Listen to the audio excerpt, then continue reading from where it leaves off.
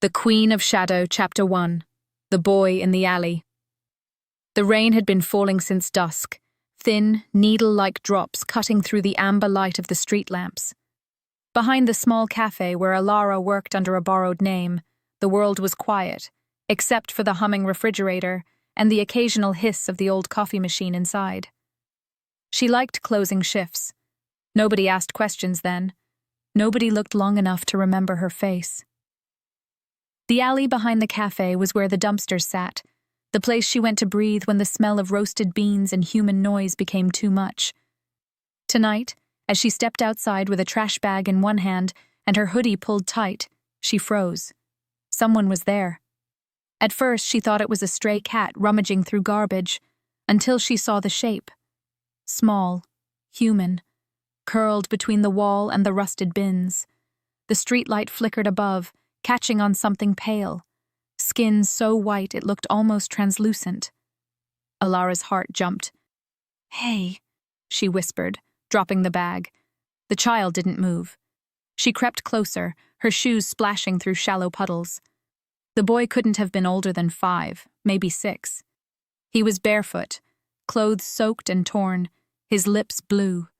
There was a thin trail of blood down his arm, dried but still visible against the fragile skin. "Oh, God." She crouched down. "Hey, sweetheart, can you hear me?" No answer. Only a trembling breath. She reached out carefully, brushing damp hair from his forehead. He was cold, unnaturally cold. When she touched his wrist to check for a pulse, his fingers twitched. Eyes fluttered open. They were the palest grey she had ever seen, almost colourless, with a faint shimmer like moonlight through fog. And they were full of fear. "It's okay," she whispered, soft as the rain. "I'm not going to hurt you." He opened his mouth as if to speak, but no sound came. His lips moved, broken and silent. Elara frowned. "You can't talk?" He shook his head weakly. Her stomach tightened. The instinct told her to call the police, to hand this over to someone who knew what to do. But the moment she thought of giving her name, her address, her ID, the fake one she'd been using since she ran from the man who once called himself her boyfriend, panic prickled through her chest. She couldn't, not again, not when she'd just started to feel invisible enough to survive. I'll help you," she said, almost to herself. "Okay? Just hang on." When she tried to lift him, he let out a small, muffled sound, something between a whimper and a gasp.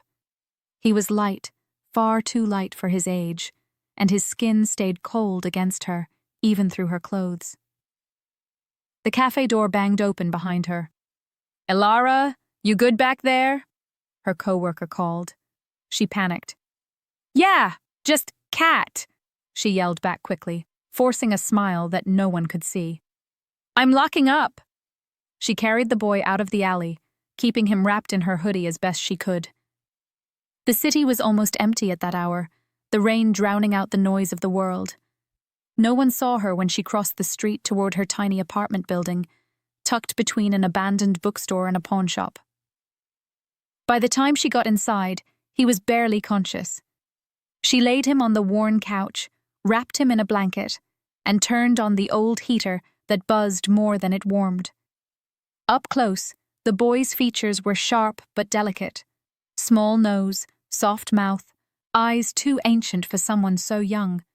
There were faint marks around his wrists, like ropes had been there, and a thin scar ran along his neck, silver against his pale skin. "What happened to you?" she murmured.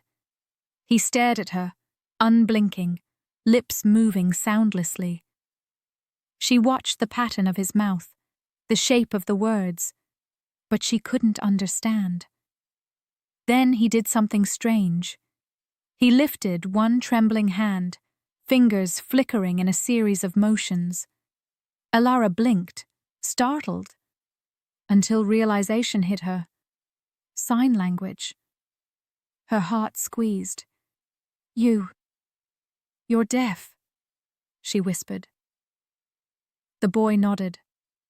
A rush of emotion broke through her. Memory of her mother's soft hands signing stories when Elara was little, back before everything fell apart. Her mother's laughter had been silent too, but it had always felt louder than anything else. She swallowed hard and signed back, her fingers stiff from years of not using it. "Are you hurt?" The boy hesitated, then shook his head slowly. His signs came haltingly, like someone too tired to move. Scared. Cold. She nodded. "You're safe now," she said aloud, signing at the same time. The boy's lips curved slightly, the faintest attempt at trust. Elara found an old shirt of hers, soft and oversized, and helped him change out of his wet clothes. He let her, quiet as a ghost. When she wrapped him in a blanket again, he leaned against her side, small and trembling, as if he'd finally run out of strength. The rain outside turned to mist. The city hummed with the sound of night. Elara sat there for a long time, watching the boy sleep, her hand brushing his damp hair from his forehead. She didn't know who he was, where he came from, or what kind of danger he'd escaped.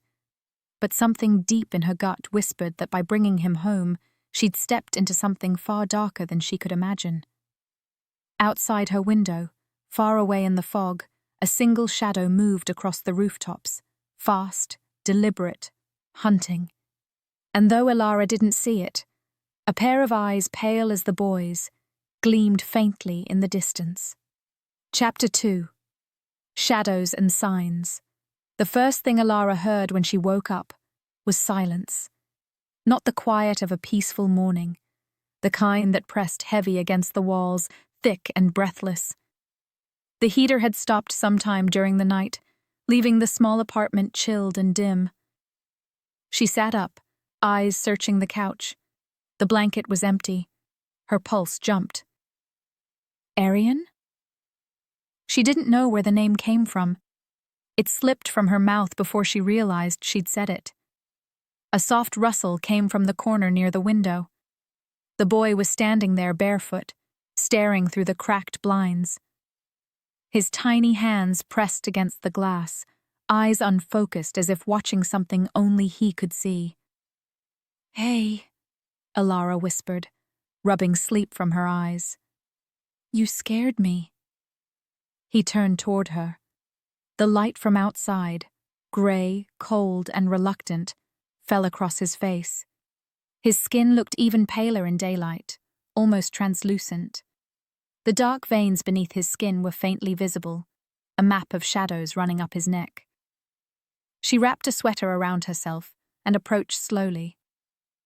"You shouldn't stand there, sweetheart. It's cold." He didn't move. Instead, he lifted his hands and began to sign. "Too bright." Elara blinked. "Bright?" He nodded. "The light hurts." She frowned, pulling the blinds lower until the room dimmed again. "Better?"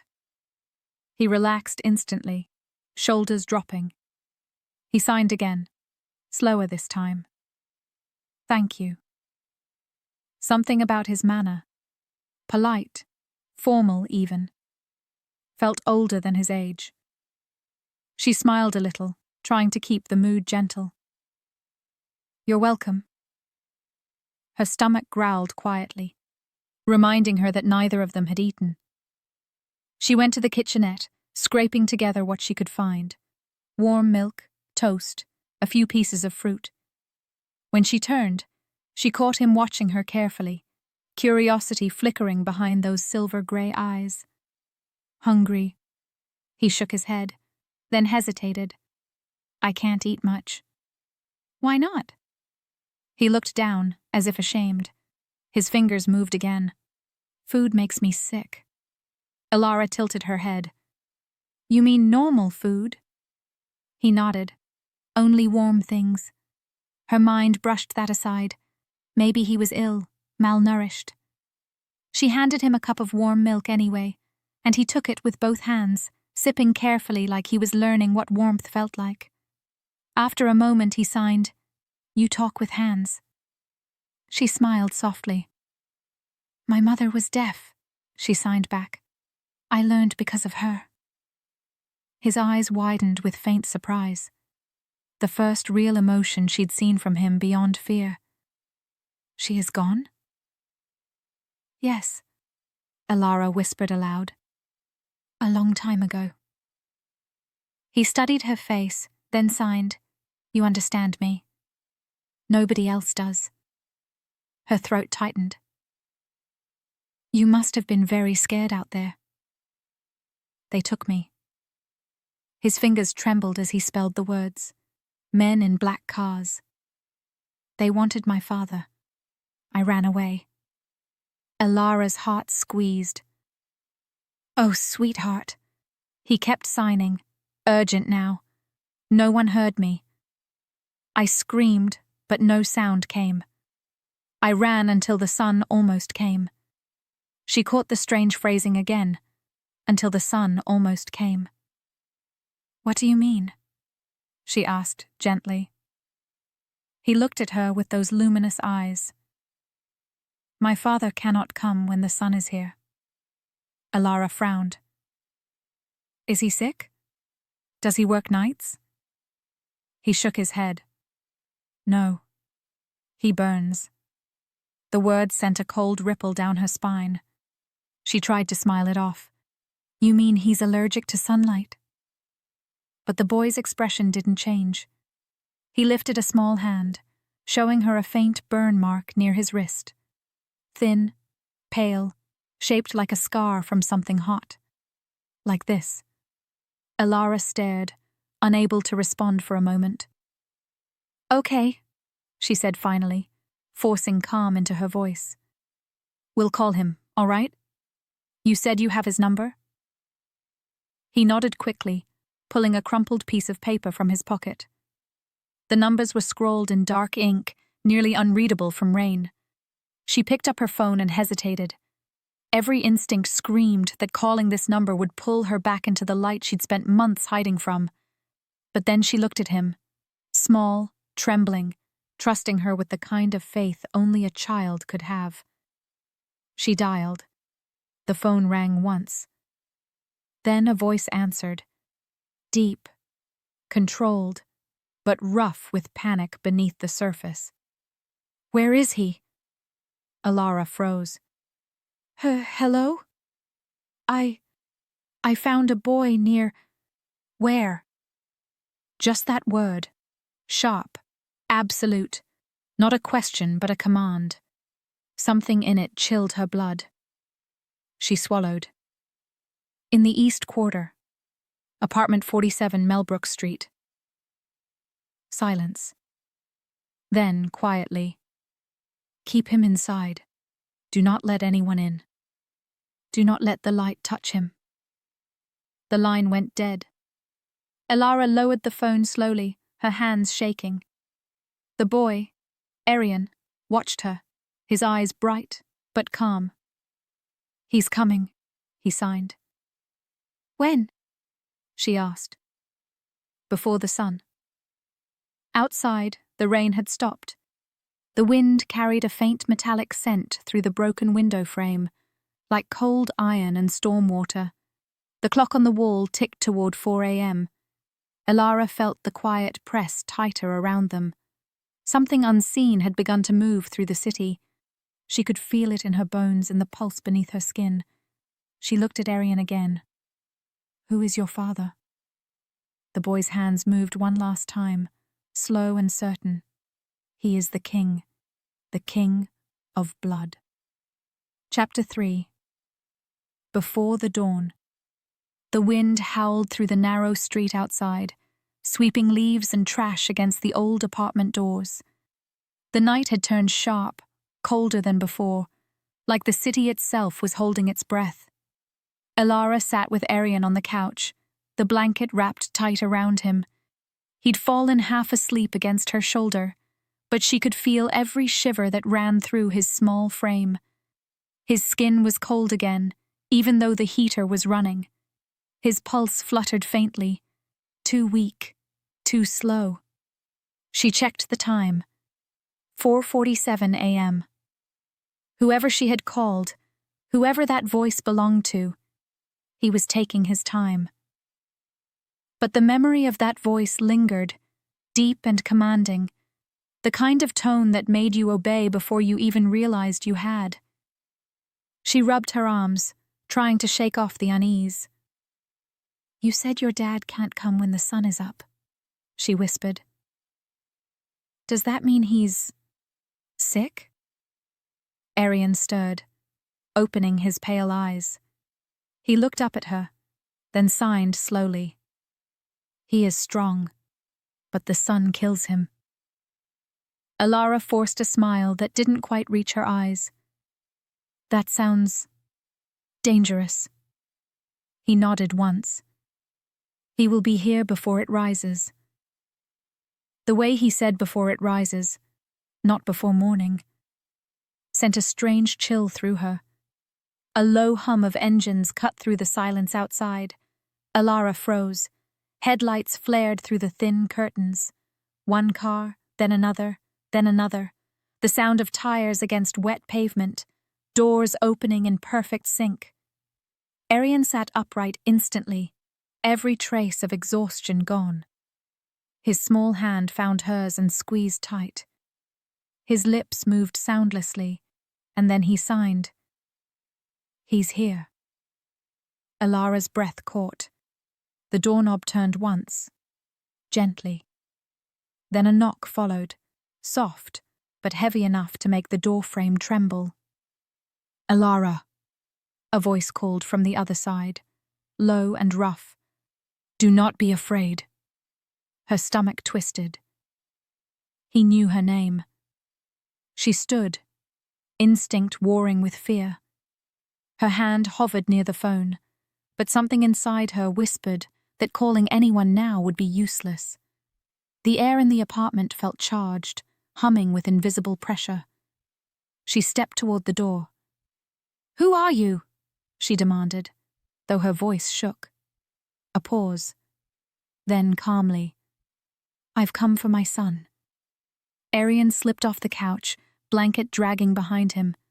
He walked to the door, barefoot and silent. Elara's heart nearly stopped when she saw the small, pale hand rest against the wood, fingers trembling. "Wait," she whispered, grabbing him gently. "What if it's not him?" Arian turned to her, and for the first time smiled. A faint, knowing smile. "It's him," he signed. Before she could stop him, the lock clicked by itself. No key, no touch. Just a soft mechanical sound, as if the metal obeyed someone's will.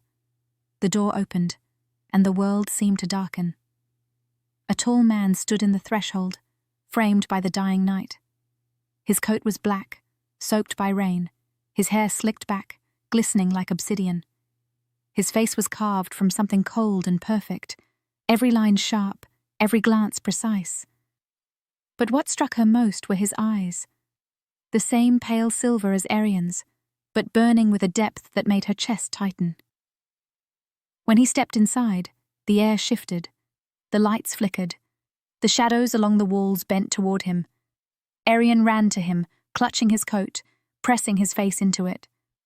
The man knelt, his hand instantly moving to the boy's head, fingers brushing the damp hair with a trembling gentleness that didn't match the power radiating from him. "Elara Dawn," he said without looking at her. His voice was calm now. Too calm. Too deep. "You were the one who called." Her mouth went dry. "He was alone. I didn't know who else." "You kept him warm. You fed him." His gaze rose, and when it met hers, it was like the room shrank around them. "You touched him." She took an instinctive step back. He was freezing. He needed help. He straightened to his full height, and the room seemed to tilt. "No one touches the son of my blood," he said softly, but the warning beneath it was unmistakable. Then, a beat later, his tone shifted. A sigh, almost human. And yet, you did. And he lives because of it. Arian tugged at his father's sleeve, signing quickly. The man's expression softened slightly. He replied, not with hands, but with words so smooth it was clear he understood every sign. He says you're kind, the man murmured, eyes still on her. He says you're the first human who spoke his language. Elara hesitated. He's a good kid. Scared, but good. At that, something flickered in the man's gaze. Pride, maybe, or grief. He looked toward the window where the faintest silver of dawn began to bleed through the clouds. We must go, he said. Go? Where? He turned toward her again. Away from the sun. Before she could respond, 2 men in black suits appeared at the doorway. Their eyes glowed faintly red beneath the shadow of their caps. They weren't normal. Everything about them, the stillness, the silence, screamed unnatural. One of them extended a hand toward her. You will come too, he said. Alara's instincts screamed. No, I'm not going anywhere. Lucian. She didn't know his name yet, but the weight of command in his gaze made her heart stop, studied her for a long moment. Then he said quietly, She comes. She saved my son. She is under my protection. The men bowed slightly and stepped back. Elara blinked, stunned. Wait, I didn't. You did, he interrupted, his voice low and final. You took him from the dark when no one else could. That is a debt even I cannot ignore. He reached out one hand toward her, pale, elegant, gloved in black leather. Come, Elara, the dawn is coming, and I will not let it burn what belongs to me now. Her pulse thundered in her ears. Every instinct screamed to run. But Arian's small hand reached for hers, trust shining in those pale eyes. And against all reason, Elara took the Vampire King's hand. The moment she did, the shadows seemed to move again, wrapping around them like a living storm. When she blinked, the apartment, the rain, the city, all vanished. They were gone before the first ray of sunlight touched the window. Chapter 4. The King of Blood. Elara woke to the sound of whispering. It wasn't human. Not exactly. The words bled through the walls like echoes underwater, ancient and sharp, a language her ears couldn't understand, but her bones could feel. Her eyes fluttered open to a ceiling carved of black stone, veined with silver threads that glowed faintly in the dark. Candles burned in tall holders around the room, their flames unmoving despite the chill air. She sat up quickly, realizing she was in a bed, wide, soft, and unfamiliar. The air smelled of metal and cedar, faintly tinged with something sweeter, something like blood. Her shoes and coat were gone. Her hands were clean, her hair dry. Someone had changed her clothes into a soft linen shift that brushed her ankles. Where am I? She whispered. The door opened with a sound like a sigh. A woman entered, tall, pale, her eyes a cold amber gold. She moved too gracefully, as if she weighed nothing. Her dress shimmered black in the candlelight. You are safe, she said smoothly. Our Lord commanded that you be brought to the inner quarters until he could speak to you. Elara blinked. Our Lord? You mean Arian's father? The woman's lips curved faintly. You know his name? No, Elara said quickly. I don't. The woman's gaze softened, though her smile did not. Then it is better that you hear it from him. She stepped aside. He waits. Elara hesitated, her bare feet brushing the cold marble floor as she stood. "Where's Arian?" "He is with the healers. The daylight weakened him." "The daylight?" Elara frowned, the memory of the boy's words returning. "The sun kills him." "He's going to be okay, right?" The woman inclined her head. "The prince will recover. His blood is strong." Elara froze at the word, prince. Before she could ask anything else, the woman gestured for her to follow. The corridors were endless. High vaulted ceilings, silver chandeliers that dripped crystal light, tapestries woven with dark red threads. The deeper they walked, the colder the air became.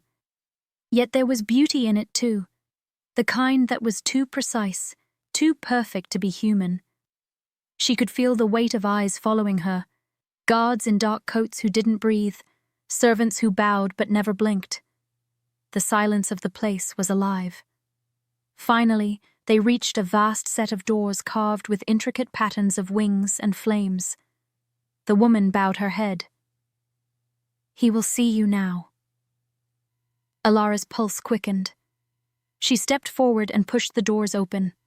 The room beyond was massive, a throne hall, but darker than any court she'd imagined.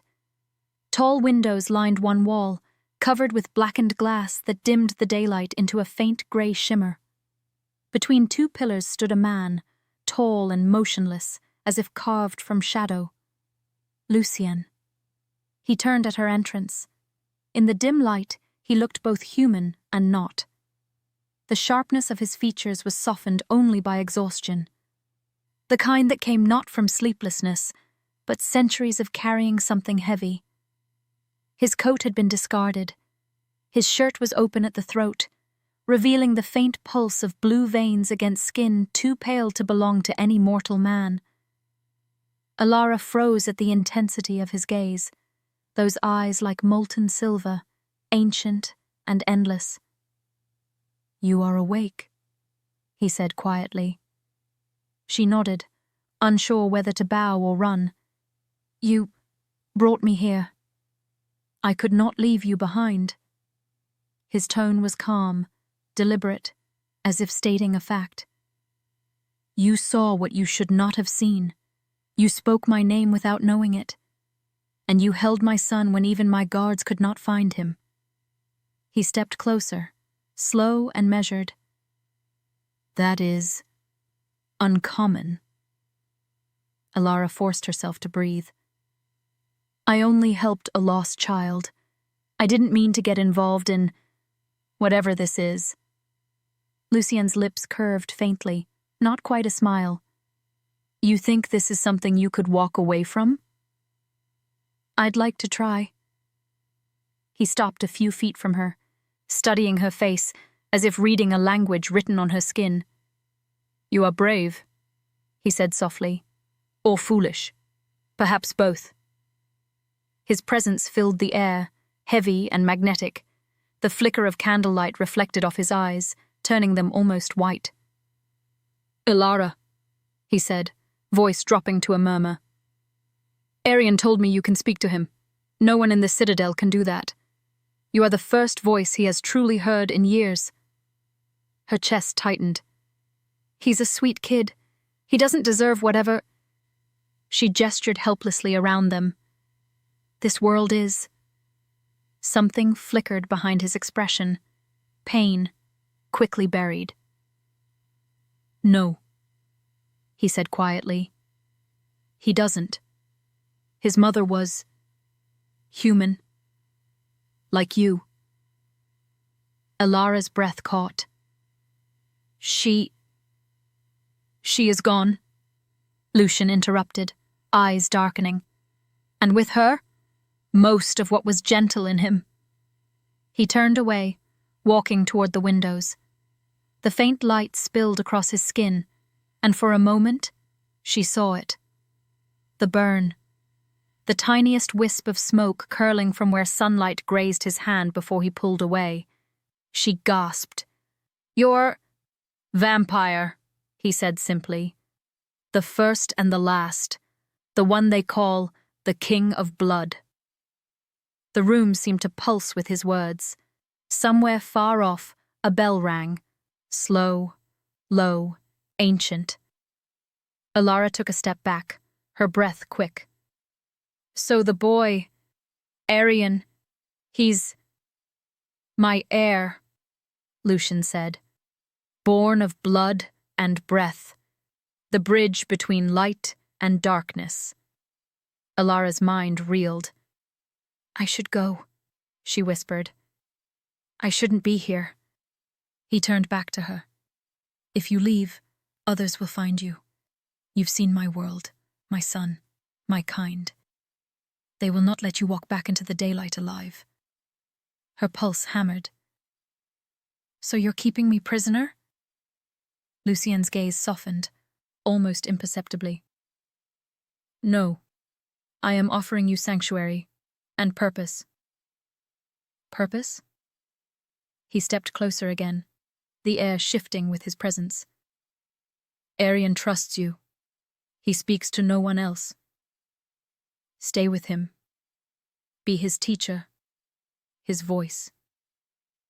In return, you will have anything you wish: wealth, safety, protection, even freedom, if you choose it later. Elara's breath trembled. And if I say no? Then I will take you to the border of the city, he said quietly. And when the hunters find you, they will see what I already do, that your heart beats too loudly in the dark. She stared at him, torn between terror and something stranger. Curiosity, maybe. Lucien's gaze lingered on her face for a long moment. Then he said, softer, almost like a confession, I am not asking for devotion, Elara, only trust. He held out his hand. Behind him, the shadows moved, restless, whispering, waiting. Elara looked at his outstretched hand, pale, steady, dangerous. Somewhere deep inside, something whispered that her life would never be the same after this choice. She reached out slowly and placed her trembling hand in his.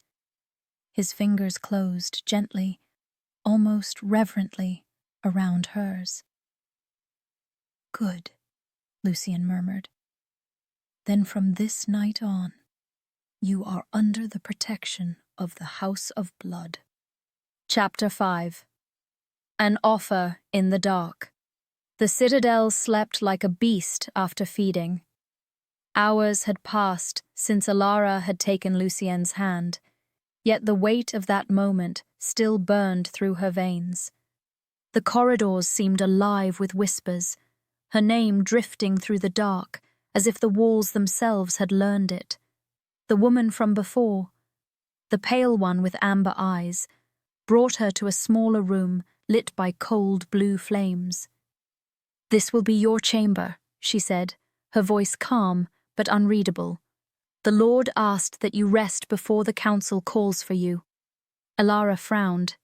Council? They will wish to see the human who speaks to the prince. Before Elara could ask anything else, the woman bowed and disappeared like mist through the door. The silence that followed wasn't empty. It pressed against her skin, humming low, vibrating faintly in her bones. Somewhere far away, a bell tolled once, deep and distant, as though marking the turning of a different kind of time.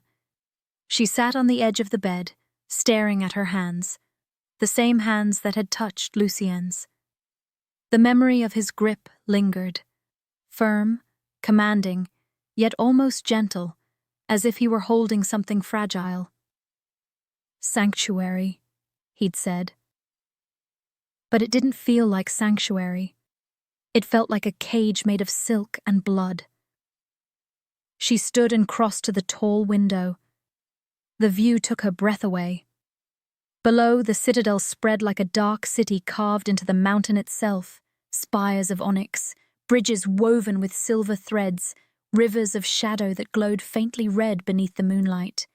It was terrifying and magnificent, like standing inside a heartbeat made of stone. A knock sounded. "Come in," she said warily. The door opened to reveal a boy, Arian. His silver eyes brightened the moment he saw her. "Elara," he said, rushing forward. He moved quickly for someone who had been weakened, though his skin was still pale, almost translucent. "You're here. You stayed." She smiled despite herself. "You sound surprised." "I thought you would run away." "Trust me, I considered it," she said with a faint grin. "But your father made it sound like I wouldn't get far." Arian's expression faltered. "He can be intense. That's one word for it." He sat beside her, small hands gripping the edge of the bed. "He's different when you're around. He doesn't talk to people much. The others fear him. Even I." He hesitated. "Sometimes I think he's more shadow than man." Elara looked at him. "And you? What are you?" Arian tilted his head. "Half." He touched his chest lightly. "Half blood, half breath. My mother used to say that makes me the bridge between life and death. But father says I am the result of his mistake." Her heart ached at the quiet way he said it. "You're not a mistake." He smiled faintly. "You sound like her." "Elara," a voice interrupted. Smooth, deep, unmistakable. Lucien stood in the doorway. He didn't knock. He filled the room with his presence, though he said nothing at first. His eyes moved from his son to Elara, lingering just a little too long. Arian straightened. "Father, can Elara stay here? In the citadel? She could help me learn the human ways better." Lucien's expression softened briefly, an emotion Elara couldn't quite name. "She already has." He looked at Elara then. "Walk with me." Arian frowned. "But—" Lucien raised a hand, and the boy fell silent, though not out of fear. Out of habit. Elara followed Lucien into the corridor, the heavy door closing softly behind them. The air between them was electric, quiet, but charged. Lucien led her down a spiral staircase lit by torches that burned blue. The deeper they went, the colder the air became. Finally, they stepped into a chamber so vast it seemed to stretch into eternity, its walls lined with books, relics, and portraits painted in shades of crimson and black. "This," he said quietly, "is where the bloodlines begin and end." Elara turned slowly, eyes tracing the murals, scenes of battle, crowns of bone, creatures made of shadow kneeling before a throne. "This is your history." "It is our burden," Lucien corrected. "The world above has forgotten what it cost to keep it alive." He walked toward a large table at the center of the room, covered with parchment maps marked in red ink. "Our kind lives in secrecy. The hunters rise again. The daylight weakens our borders. And my son—" His hand tightened into a fist. "He is all that remains of a promise I made to someone I could not protect." Elara stepped closer, cautious. "Arian's mother." Lucien didn't answer, but his silence said enough. After a long pause, he looked at her. "You understand humans better than anyone here. You feel what they feel. And somehow, you can reach him, when even I cannot. I want you to stay by his side. Teach him what it means to live among mortals, how to feel without fear." Her breath caught. "You're asking me to be his anchor," Lucien said softly. "And his voice." She frowned. "That's not something you can order. It's something you earn." Lucien's gaze sharpened. Not angry, but intrigued. "You speak to me as though you are not afraid." "I am," she admitted. But I've learned fear doesn't always mean I'm wrong. Something flickered in his eyes. Amusement, maybe admiration. He stepped closer until the faint scent of cedar and iron filled the air between them. "If you accept," he said, his voice a murmur that brushed against her skin, "you will not be a prisoner here. You will be under my protection. You will have access to our libraries, our halls, our knowledge. But," his tone darkened, "you will also be bound by oath. My kind does not take promises lightly." "And if I refuse?" Lucian studied her face, then leaned in slightly. "Then I erase what you saw, what you remember. You will wake tomorrow in the city above, believing the storm never happened." Her heart stuttered. "You can do that?" "I can," he said, "but I would rather not." The silence that followed was thick enough to drown in. She looked at him. This man, this creature, this king, and saw the faintest trace of weariness behind the sharpness. For all his power, there was something broken in him, something lonely. Finally, she said softly, "I'll do it. For Arian." Lucien nodded once. "For him," he repeated, though his gaze lingered on her longer than it should have. "And perhaps," he murmured, "for something more." He reached into the folds of his coat and drew out a thin silver band. Not a ring, but a bracelet engraved with markings that shimmered faintly. "When you wear this," he said, fastening it around her wrist, "the Citadel will know you are mine." Elara's breath hitched. "Yours?" "In protection," he said smoothly, "and in blood." The metal warmed against her skin, pulsing once, as if alive. Lucien's eyes held hers. "Welcome to the House of Blood, Elara." Chapter 6. The Boy with Sunlight in His Eyes. The Citadel did not sleep when the day came. It merely held its breath. Above them, the sun rose unseen, but Elara could feel it faintly, like warmth pressing against a locked door. It had been 3 days since she had agreed to stay. 3 days of silence and whispers, of shadowed faces that watched her from behind glass. Some bowed. Most did not.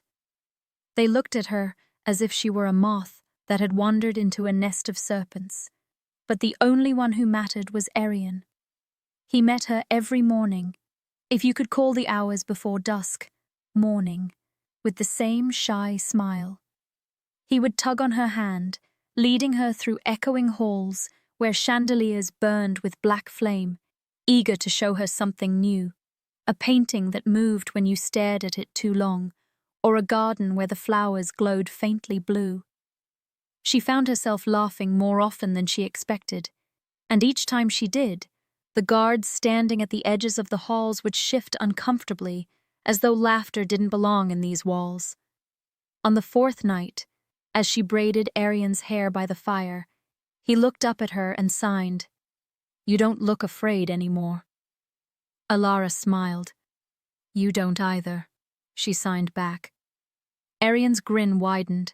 He pointed to her wrist, to the silver bracelet Lucien had given her. "You wear his mark," he signed. Her fingers hesitated. "It's for protection," she replied quickly. He looked at her with the kind of knowing only a child could have. "Father never gives protection. He gives promises." Before she could respond, a low knock echoed through the chamber. Lucien stepped inside. He wasn't dressed like a king tonight. No crown, no armor, only a dark shirt and gloves that clung to his hands. Yet his presence filled the room just the same. The air bent around him. The shadows leaned closer, as if listening. Arian ran to him, but Lucien caught his son's shoulders gently, lowering to one knee. "You've been outside the East Hall again," he said softly. "Didn't I tell you to stay away from there? I wanted to show Elara the blue flowers. Arian signed quickly. Lucian's gaze flicked toward Elara. The grave garden. Her breath caught. Those are graves? He stood. Every flower there grows from the blood of the fallen. It is a sacred place, not a playground. Arian's face fell, and immediately Elara reached for him. He didn't mean any harm, she said quietly. He just wanted to share something beautiful. Lucian's eyes met hers, sharp, unreadable. Then, after a pause, he sighed and brushed Arian's hair aside. Go to your chambers, little one. Arian hesitated. Are you angry? Lucian's expression softened, almost imperceptibly. Never with you. When the boy was gone, the silence between them returned, heavier now, laced with something unnamed. He's just a child, Elara said finally. He's my heir, Lucian replied, and that means the shadows will always follow him. She frowned. You sound like you expect him to carry your curse. I don't expect it, Lucian murmured. I know it. He turned toward the firelight, and for the first time, she saw the exhaustion in his face, the faint lines at the corners of his mouth, the tension in his jaw. He wasn't immortal in the way stories said. He was something older, something that endured, not lived. Do you ever rest? She asked. He looked back at her, surprised. Rest is for those who have peace. And you don't? Lucian smiled, a thin, bitter curve. Peace died centuries ago.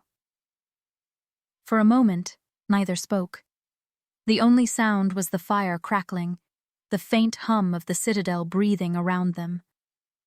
Then, quietly, Lucian asked, Why did you take him home that night? You could have left him there. Elara hesitated. Because no one else would have. Because he was small and terrified, and because he reminded me of someone. Your mother, Lucian said softly. The one who could not speak. She met his eyes, startled. How do you? I see memories, he said simply. When blood is near, when emotion lingers, your heart leaves traces stronger than most. She looked down, suddenly aware of how close he stood, near enough that she could feel the cool air that clung to him. You shouldn't do that. I don't mean to, he said, his voice dropping to a whisper. But with you, it's loud. The fire flickered, and for one suspended heartbeat, there was no fear, only the strange magnetic silence between them. Then he stepped back, breaking it. Tomorrow night the court will dine in your presence. Some will not approve of your place here. You must not answer them, no matter what they say. I'm not afraid of them. You should be, he said, his tone suddenly sharp again. Vampires don't draw blood for hunger alone. Elara swallowed hard. Then why invite me? His gaze softened once more. Because I want them to know whose protection you carry. And with that, he turned and left, the door closing softly behind him, leaving her heart racing in the quiet. She sat by the fire long after he was gone, touching the bracelet on her wrist. It pulsed faintly beneath her fingertips. Once, twice, like a heartbeat that wasn't hers. In the distance, thunder rolled against the mountains, and Arian's laughter echoed faintly from his room. But Elara couldn't shake the feeling that something was changing. In the citadel, in Lucian, and in herself. For the first time since she arrived, she wasn't sure if she was the guest or the offering. Chapter 7. The Feast of Shadows. The hall of the vampire court was built from darkness itself. Every stone shimmered faintly under torchlight, absorbing rather than reflecting it. The ceilings stretched impossibly high, painted with scenes of battle and blood, Angels burning, beasts kneeling, kings crowned in ash. Elara stood at the doorway, her fingers brushing the silver bracelet on her wrist. It pulsed lightly, as if warning her. The servants, pale as smoke, had dressed her in a gown of deep crimson silk. The fabric moved like liquid when she walked, a river of blood under candlelight. The air was heavy with perfume and iron. Lucien waited at the far end of the table. He didn't sit on a throne. He stood, tall, silent, absolute. His eyes found her the moment she entered, and the murmurs that had rippled through the hall fell into stillness. Every vampire turned to look. Some watched with curiosity, others with hunger, one or two with open hatred. Arian sat near his father, trying to hide a smile when he saw her. He looked proud, as though she belonged there, even if she didn't believe it herself. A tall woman, with hair as white as bone, leaned toward her companion, whispering something that made them both laugh softly. The sound was beautiful and cruel all at once. Lucien extended a hand. "Come," he said. The word rolled through the hall like thunder disguised as silk. Elara's feet moved before her mind could think twice. She walked past eyes that glowed faintly red, past smiles that revealed teeth too sharp. When she reached him, he inclined his head slightly. "Elara." "My lord," she managed, voice soft but steady. His gaze flicked to her throat, not in hunger, but in warning. "Do not address me that way here," he murmured. "It gives them power." "What should I call you then?" she whispered. His lips curved faintly. "Lucien." Her pulse quickened. "Even here?" "Especially here." The musicians began to play. Slow, haunting notes that sounded like heartbeats turned into melody. Servants moved silently, placing dishes before them, silver trays filled with dark liquids that shimmered under the light. Elara tried not to look too closely. The others did not eat. They watched. One of them, a young man with eyes the color of winter frost, leaned forward, smiling. "So, this is the mortal who caught our king's attention." Lucien's voice dropped to a calm warning. "Mind your words, Cassian." Cassian smirked. "Oh, forgive me, it's simply rare. A human invited to the Feast of Shadows. We haven't had one of those since your father's execution," Lucien finished coldly. Cassian's smirk vanished. The hall grew still. Elara felt the weight of invisible eyes pressing on her skin, and suddenly the air seemed thinner. She wanted to speak, but Lucien's hand brushed hers under the table, a silent order to stay silent. The music shifted, darker now. A woman with golden hair rose from her seat. Her voice was soft, but it carried through the hall. "She wears your mark, my king. Does that mean she belongs to you?" Lucien looked at her. "It means she is under my protection." The woman smiled faintly. Protection, possession. Such fragile words. Tell us, human, how does it feel to dine among monsters? The question sliced through the air like a blade. Elara met her eyes. "I don't see monsters," she said quietly. "I see people who've forgotten what it's like to be human." A murmur rippled through the hall. Shock, amusement, disbelief. Lucien's jaw tightened, but there was the ghost of a smile at the corner of his mouth. The golden-haired woman's eyes glinted. "Careful, little one. Boldness has a taste, and some here might wish to sample it." Before anyone could move, Lucien's voice filled the room. Calm, deadly. "Anyone who touches her answers to me." The hall froze. For a moment, the entire court seemed to stop breathing. Then the music resumed, slow and trembling. The woman bowed her head slightly. "As you command, my king." When she sat, Elara leaned toward him. "You didn't have to." "I did," he said, his tone soft but absolute. They needed to know. Know what? His gaze met hers, cold fire meeting mortal heat. That you are not prey. Dinner continued in silence after that. Arian kept glancing between them, his small fingers tracing quiet patterns on the table, sensing the tension no one else dared to name. When it finally ended, Lucien offered her his arm again. She hesitated, then took it. His touch was cool, steady, grounding. As they walked through the long hall back toward her chambers, she whispered, "You can't protect me forever." He stopped, turned to her. The torches cast his face in half-shadow. "Perhaps not," he said, "but I can make them afraid to try." For a moment, the silence stretched between them, fragile, dangerous, real. Then he stepped closer, close enough that she could feel the faint chill of his breath on her skin. "You shouldn't have spoken to her like that. Would you rather I bowed?" she whispered. Lucien's eyes darkened. "No, but the court feeds on weakness, and defiance tastes just as sweet." Her heart thundered. "Then maybe I'm a taste they can't swallow." Something like a smile touched his lips. "You're learning too quickly, Elara." She smiled faintly. "Or maybe you're teaching me." He held her gaze for one long, burning second before turning away. "Rest," he said softly. "The night is long, and we are only at its beginning." As she watched him vanish into the corridor of shadows, Elara realized something terrifying, not about him, but about herself.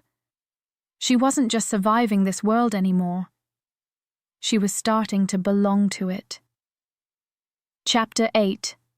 Blood and Memory. The citadel was never truly dark. Even in silence, it pulsed faintly, a living thing with veins of light running through its stone. At night, Elara sometimes thought she could hear it breathe. Tonight was one of those nights. Sleep wouldn't come. Every time she closed her eyes, she saw Lucien's face at the feast. Calm, cold, and yet somehow wounded. The court's words echoed in her mind, each syllable tasting like smoke. She rose quietly from bed and wrapped a shawl around her shoulders. The corridors were silent, the torches dim. The deeper she walked, the colder it grew, until she reached a set of carved doors she'd never seen before. They were marked with symbols like the ones on her bracelet. The moment her fingers brushed the surface, the metal pulsed, once, and the doors opened. Inside was a library. No, not a library. A mausoleum of knowledge. Endless shelves rose toward the ceiling, filled with books bound in leather, iron, even bone. The air smelled of old parchment and the faint tang of blood. Candles floated in mid-air, burning with blue fire.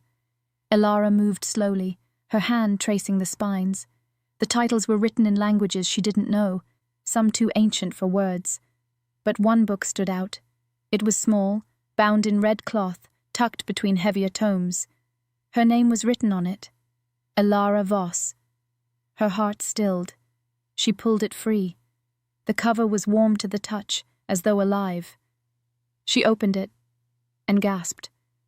Inside were sketches, her face, her mother's face, drawn in exquisite detail, and beside them, words written in the same elegant hand. The woman who heard silence, the daughter who carries her voice. Her hands trembled. "What is this?" she whispered. "You shouldn't be here." The voice came from behind her, deep, smooth, unmistakable. Lucien. He stepped into the light, his coat trailing behind him like a shadow with purpose. His eyes burned faintly, catching the candlelight. She swallowed hard. I didn't mean to intrude. I couldn't sleep and—" "You found the Hall of Memory," he said quietly. "It only opens to those it calls." Her heart raced. "It called me?" He didn't answer. Instead, he walked past her, took the book gently from her hands, and turned a page. His gaze softened when he saw the drawings. "My mother," she whispered. "You knew her." Lucien's silence was heavy. Then finally, "Yes." Her breath caught. "How?" He looked up. "She came to us once, many years ago, before you were born." Elara shook her head. "That's impossible.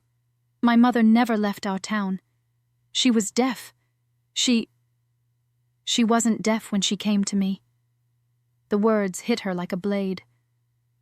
"What are you saying?" "She made a choice," Lucian said softly, "to save you, to silence herself." Elara felt the room tilt. "Save me from what?" "From a bond that was never meant to exist." He closed the book gently, his hand lingering on the cover. "You were born touched by both worlds, mortal and immortal. Your mother carried my mark once, before she tore it away." She stared at him, uncomprehending. "My mother and you—" He turned away, his voice lowering. "It was never love. It was survival. She found me wounded, as you did my son. She helped me once, and the bond was sealed. When she realized what it meant, she fled, carrying the echo of my blood within her. You." Her pulse roared in her ears. "You're saying I have blood older than your body," he finished, "and that is why the Citadel calls to you, why Arian trusts you, why you can hear what others cannot." Elara took a step back. "No, that can't be true. I'm human. I bleed, I break, Lucien's eyes softened. "You feel. That's what your mother gave you when she took my blood out of herself and gave it to you. Humanity mixed with power she could never control." She stared at him, her hands trembling. "Why didn't you tell me?" "Because the moment you knew," he said quietly, "the Citadel would awaken fully to you. It would recognize you." As if in answer, the air around them thickened. The candles flared brighter, the shelves trembled. Somewhere deep within the hall, something old stirred. Lucien's eyes darkened. "It's too late." The bracelet on her wrist burned suddenly, hot, searing, pulsing with crimson light. She gasped, clutching it. "What's happening?" "It's binding to you," Lucien said, moving toward her. "The Citadel knows its heir." "I'm not," she choked. "I'm not one of you." He caught her arms, holding her steady as light and shadow swirled around them. "You are both," he said fiercely, "and that's why you can save us, or destroy everything we are." The light dimmed slowly, fading into silence. Elara collapsed against him, trembling. The bracelet had stopped burning, but now the symbol engraved on it glowed faintly gold instead of silver. Lucien looked down at her. "It seems the Citadel has chosen its new bloodline." Elara lifted her gaze, eyes shining with fear and defiance. "I never asked for this."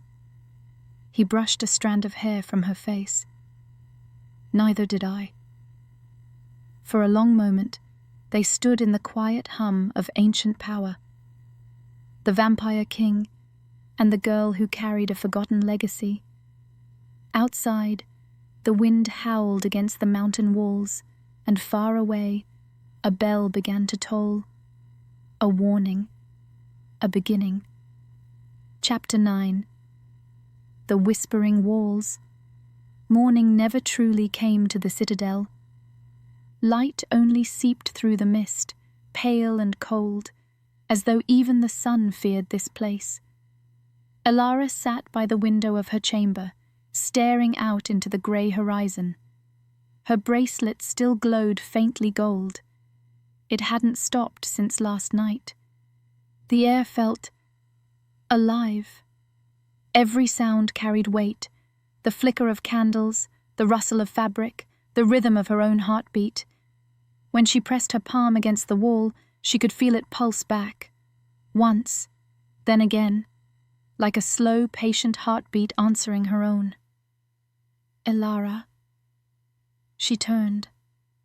Lucian stood in the doorway, dressed in black as always, though this morning he looked almost human. The faint shadows beneath his eyes gave him an edge of exhaustion, as if something in the night had also drained him.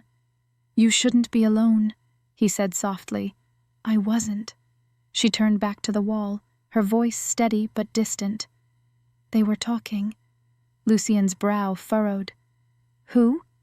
She looked at him, her eyes strangely calm. "The walls." He stepped closer, tension threading through his frame. "What did they say?" She hesitated, then in a whisper, "Welcome home." For a moment, silence filled the room, the kind of silence that hums too loudly to be real. Lucian's jaw tightened. "It's begun, then." "What has?" He looked at her as though weighing the truth. "The Citadel's awakening. It remembers the blood that built it, the blood that was denied. You." Elara stood. "I didn't ask to be part of this." "No one ever does," he murmured. He reached for her wrist, his fingers brushing the golden light. "This mark, it binds you to more than memory. The Citadel is feeding from you now, learning you, testing you." "Testing me for what?" His eyes met hers. "To see if you're strong enough to command it." Her breath caught. "And if I'm not?" Lucian's gaze darkened. "Then it will command you." That night, sleep refused her again. Every time she closed her eyes, whispers filled the dark, soft, breathy, like voices pressed against her skin. "Daughter of silence, bearer of lost blood, he lied to you." Her eyes flew open. She sat up, the air in the room shifting, cold, sharp, alive. "Who's there?" The candles flickered out one by one. Shadows rippled along the walls, forming faint outlines of faces, some human, some not. Their eyes glowed faintly, watching her. Elara's pulse quickened. "What do you want from me?" The whispers twined together, their voices overlapping like a melody gone wrong. "The truth. The king hides it. The bond is broken. You must remember what was promised." The air vibrated. The bracelet flared hot again, and suddenly, she was somewhere else. The Citadel vanished. She stood in a field of pale grass under a blood-red moon. And before her, two figures. One was Lucian, younger, his eyes burning with hunger and pain. The other, her mother. Her mother's hands were covered in blood. Lucian's blood. "You will not touch her," her mother whispered, voice trembling but fierce. "You cannot stop what is already written," Lucian said. "Then I will rewrite it." Elara gasped as the vision shattered. She stumbled back into her room, the whispers fading like smoke. Her heart pounded so hard she thought it would break her ribs. The door burst open, Lucian, eyes blazing. "Elara!" She looked up, trembling. "You lied to me." He froze. "What?" "You said my mother helped you. You didn't tell me she fought you. You didn't tell me she bled for it." His jaw clenched, but guilt flickered in his eyes. "Because it wasn't meant for you to carry." "I already am carrying it," she shouted, her voice cracking. "Every whisper, every shadow. This place knows me better than I do myself." He took a step forward, but she held up her hand, and for the first time the air around her moved. Wind swirled, candles flared, and the bracelet glowed brighter than ever. The entire room vibrated under her voice. "Enough!" The walls silenced instantly. The whispers ceased. Lucien's gaze softened, not with fear, but awe. "You command them." Elara looked at her own trembling hands. "No, they're listening." He moved closer, voice quiet. "That's even worse." She met his eyes, something shifting deep within her. The echo of her mother's defiance, the weight of blood older than truth. "I want answers," she said. "All of them." Lucien nodded slowly. "Then you must see where it began." He reached out his hand. "Come with me, to the Crypt of Kings." Chapter 10. The Crypt of Kings. The corridors grew colder the deeper they went. Stone walls pressed in, dripping with condensation and the faint scent of iron. Every echo of their footsteps seemed swallowed by the dark. Lucien carried no light. He didn't need to. The darkness seemed to recognize him, bending out of his way like a loyal servant. Elara followed closely, one hand brushing the old carvings that lined the tunnel walls, words written in languages she didn't know but somehow felt. When she asked what they meant, Lucien only said, "Names. The ones who came before me." "How many?" she whispered. "Too many," he answered. The path opened into a vast underground hall, circular and vast, the Crypt of Kings. The air was thick with power. Coffins of obsidian and marble stretched in a perfect ring, each carved with symbols that pulsed faintly red. In the center stood an altar, black stone veined with silver, and upon it a single crown made of bone and shadow. Elara stopped at the threshold. This feels wrong." Lucien's expression darkened. "It is wrong.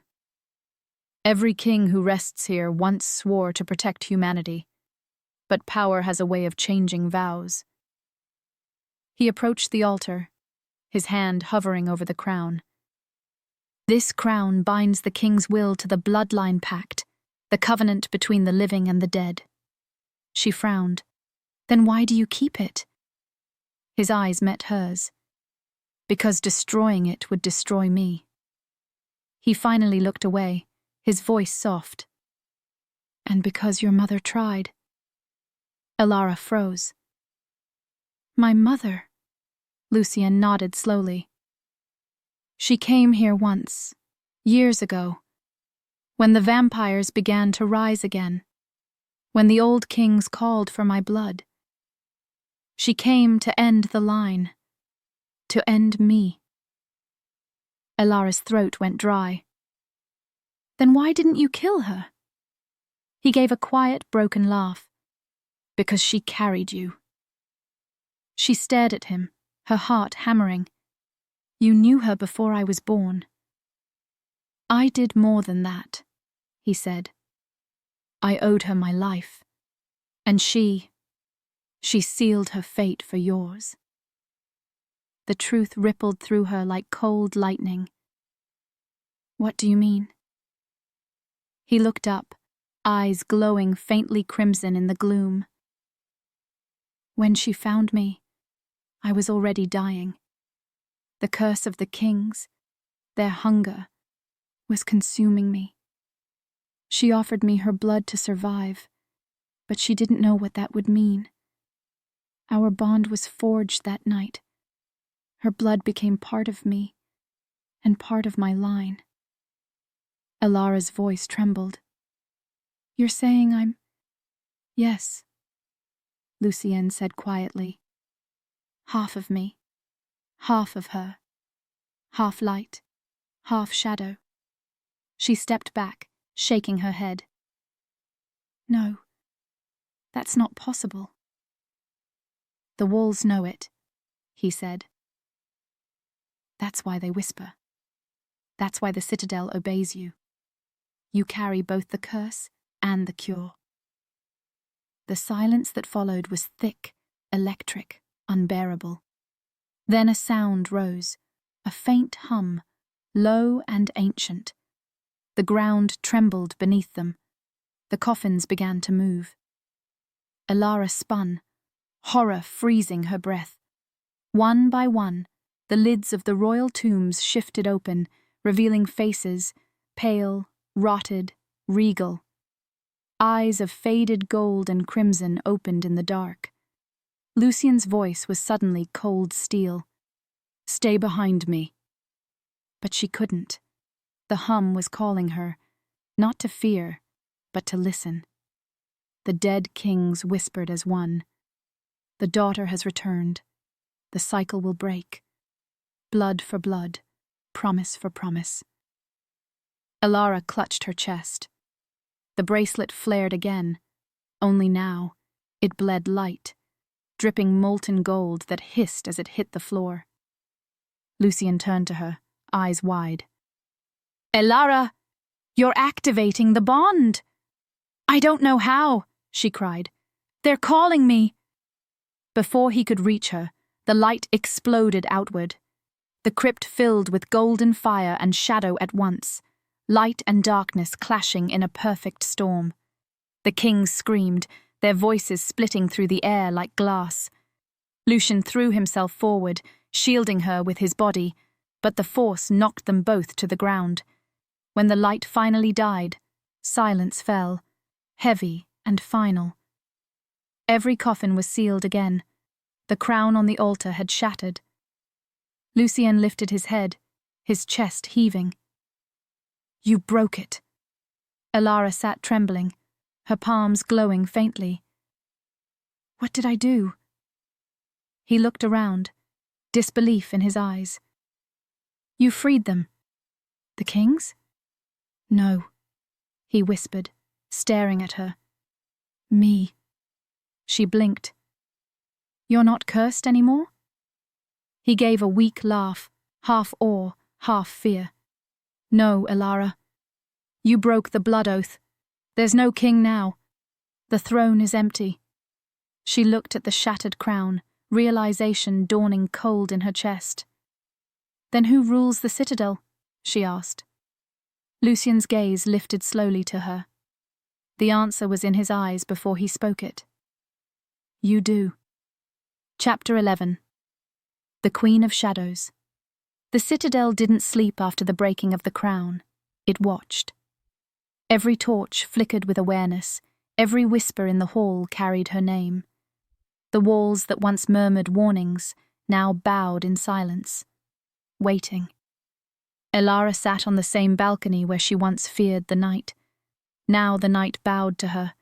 The fog that had once cloaked the valley had thinned, drawn inward by her presence. The citadel pulsed with her heartbeat. Every stone, every arch, every echo. Lucien stood a few feet behind her, watching. He hadn't spoken much since the crypt.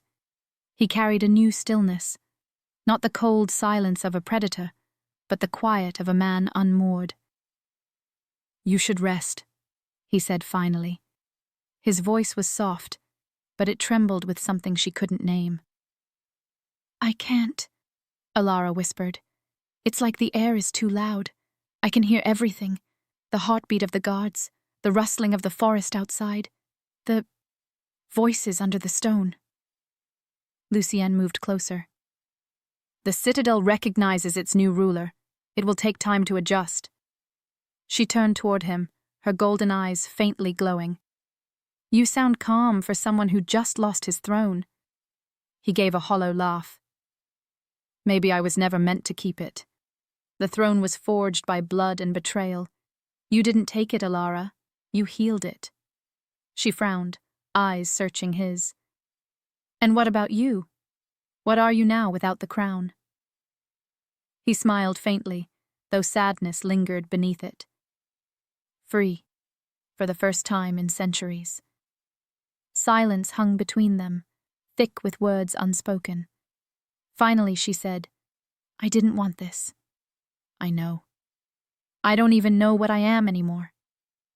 He stepped closer, his hand reaching toward her, but stopping just short of touching.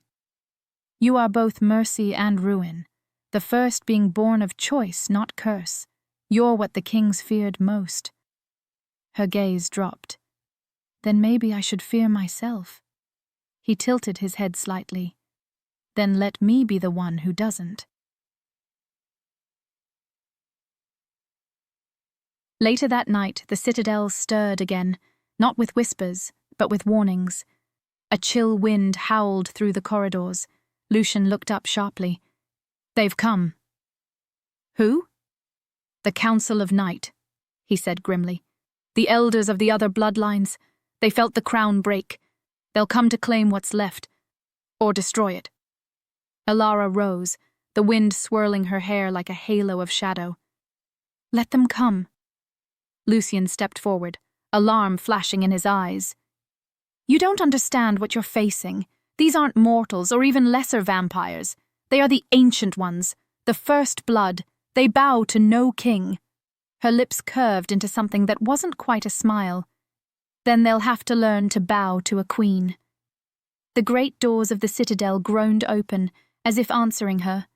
From beyond, the sound of footsteps echoed. Slow, deliberate, heavy with centuries of authority. 6 figures emerged from the mist, their faces hidden beneath hoods of crimson and bone. Their voices blended into one. "The throne is broken, the pact undone. The one who shattered it must bleed for the balance to return." Elara stood her ground, the air around her shimmering with golden and black light. "The balance you speak of was built on chains and hunger. I broke it because it was never just." The tallest of them hissed softly. "You speak like the mortals, weak, fleeting." She took a step forward. "I speak like the living." At her words, the ground trembled. The citadel responded. Shadows curled around her feet, and the very stones rose in defense. Lucien's eyes widened. "Elara!" The council moved as one, their power gathering like a storm. Darkness flared, ancient and cold, but Elara lifted her hand, and the golden light surged outward, clashing with the shadow. The two forces collided in a storm of power that shook the hall. She didn't scream. She commanded. "I am not your prey. I am not your kin. I am what your hunger created, and I am what will end it." The council staggered, their power splintering under her will. One of them fell to their knees. Another vanished into ash. The rest withdrew, their fury echoing through the night. When silence returned, Lucian stepped forward, his expression unreadable. "You've declared war." Elara looked at him, her eyes glowing fiercely. "No," she said. "I've declared freedom." He stared at her for a long moment. Then, quietly, "And where will that leave us?" She turned toward him. The golden light softened, and beneath the power, her humanity flickered through, fragile, trembling, but still there. "Together," she whispered. "If you'll still have me." Lucien's answer was simple. He took her hand and kissed it. "Always." Outside, the first true dawn in centuries broke over the citadel, pale light spilling across the stone that had only ever known darkness. The world had changed, and its queen had risen. Chapter 12. Dawn of Blood. The valley was quiet for the first time in centuries. No screams, no storm, no shadows rising from the cracks of the world. Only silence, deep, aching, alive. Elara stood on the highest balcony of the citadel, the first light of dawn touching her skin. She didn't burn. The sunlight kissed her, warm and soft, something no vampire, no creature of blood, had ever known. Her eyes closed. She felt the hum of life beneath her feet, the pulse of the citadel, the heartbeat of the boy she had once found in the valley, sleeping safely now under watchful guards. The world she had accidentally walked into was hers to keep, or to break. Behind her, Lucian approached, the echo of his boots steady and familiar. He had shed the crown and the armor of his rule. There was something almost mortal about the way he moved now, lighter, unburdened. "You haven't slept," he said softly. "I don't need to," she replied, her voice faint but calm. "Not anymore." He came to stand beside her, his gaze following hers to the horizon. The sky bled gold and crimson, dawn and dusk meeting for the first time in harmony. "The council?" she asked. "Gone," Lucian answered. "Those who bowed remain, those who didn't." He hesitated. "They will return, one day. They always do. Then I'll be ready." He looked at her, the faintest hint of pride in his dark eyes. "You already are." For a long while, they stood in silence. The air was thick with the scent of rain and ash, and something new, the scent of green, of growth. The valley below was changing. The earth itself seemed to breathe again. "I used to think power meant control," Elara said after a while. "That the only way to survive was to keep everything locked away. My name, my past, my truth." Lucian glanced at her. "And now?" She smiled faintly. "Now I think power means letting go." He reached out, brushing his fingers against hers. "You've let go of fear." "Not fear," she said quietly, "but the need to run from it." Their hands intertwined, not out of command or possession, but out of something gentler, something human.